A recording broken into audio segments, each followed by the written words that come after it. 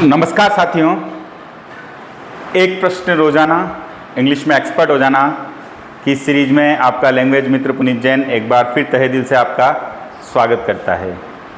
आज दो अच्छी पंक्तियां पढ़ी, वो आपके सामने पेश करता हूं। एक अच्छा कोटेशन पढ़ा कि अच्छी समझ और अच्छा स्वास्थ्य हमें जीवन में सफलता के मार्ग की ओर ले जाते हैं। तो मैं उम्मीद करता हूं आप सबका स्वास्थ्य भी अच्छा रहे और आप अपनी समझ के साथ निरंतर प्रगति करते रहें और बौद्धिक रूप से सक्षम और ज़्यादा सक्षम होते रहें। फिलहाल आपके सामने एक अच्छा क्वेश्चन है, संस्कृत एजुकेशन में आया हुआ एक प्रश्न है सेकंड ग्रेड एग्जाम में। If you dash dash in my position what would you do. तो इसमें आप क्या लगाना पसंद करेंगे। ऐसे प्रश्न बार बार आ जाते हैं और बहुत सारे लोग सीखने के बावजूद भी कई बार गलतियाँ कर जाते हैं। इफ़ हमारे अक्सर कंडीशनल में पूछा जाता है, पर हर एग्ज़ाम में पूछा जाता है। जहाँ टेंस के एक्सरसाइज होती है, टेंस के क्वेश्चंस होते हैं, वहाँ भी इफ़ होता है। मॉडल के साथ भी ये वाला प्रयोग आ जाता है। तो इसको बिल्कुल आप ढंग से पढ़ें। और मैं अलग अलग लेवल पे इफ़ के 3 पैटर्न, 3 क्वेश्चन बार बार अलग अलग सीरीज़ के माध्यम से कराता हूँ, ताकि वो तीनों पैटर्न आपके रट जाएँ। फिलहाल इफ़ यू डैश डैश, अब कुछ लोग इसमें इज़ पे तो नहीं आएंगे, हैव लगा सकते हैं, हैड लगा सकते हैं। यहाँ पर आपको बहुत ज़्यादा हिंट मिल रही है। कुछ लोग आर की भी उम्मीद करते हैं कि अगर आर होता तो शायद आर लगा देते, पर ध्यान रखिए अभी आप ये देखिए यहाँ पर क्या है, वुड है। क्या है यहाँ पर, वुड है।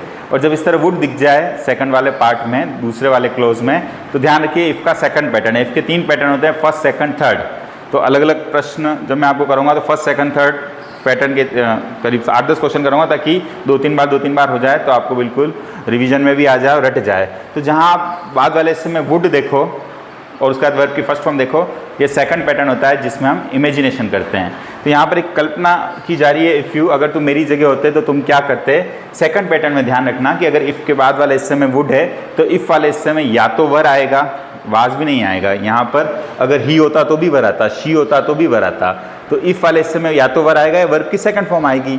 यहाँ वर्ब तो है नहीं, तो सीधा सीधा ध्यान रख लिए यहाँ पर जो आएगा वो क्या आएगा, वर आएगा। और कुछ सोचने वाली बात ही नहीं थी। कुछ लोगों को लग सकता है कि आर आता, अगर आर ऑप्शन में होता तो भी आर नहीं लगाना था। अच्छा, यहाँ वर्ब होती तो वर्ब की सेकंड फॉर्म आती। पर एक अच्छी चीज़ जो मैं बताना चाह रहा हूँ, यू की जगह कोई सा भी सब्जेक्ट होता, वाज नहीं आता। हर एक सब्जेक्ट के साथ यहाँ पर क्या आता है, इमेजिनरी कंडीशन में वर ही आता है। तो मेरे हिसाब से आप ये बात समझ गए होंगे। और इफ़ के फर्स्ट कंडीशन मतलब सेकंड कंडीशन, थर्ड कंडीशन और एक जीरो कंडीशन और होती है, उसको भी अगर आप समझेंगे तो टेंस में भी मदद मिलेगी, मॉडल्स के टॉपिक में भी प्रश्न आएगा, कंडीशनल में भी आएगा और इफ़ कंजक्शन वाले टॉपिक में भी आपको प्रश्न दिखाई दे जाता है। तो ओवरऑल बड़ा इंपॉर्टेंट कंसेप्ट है।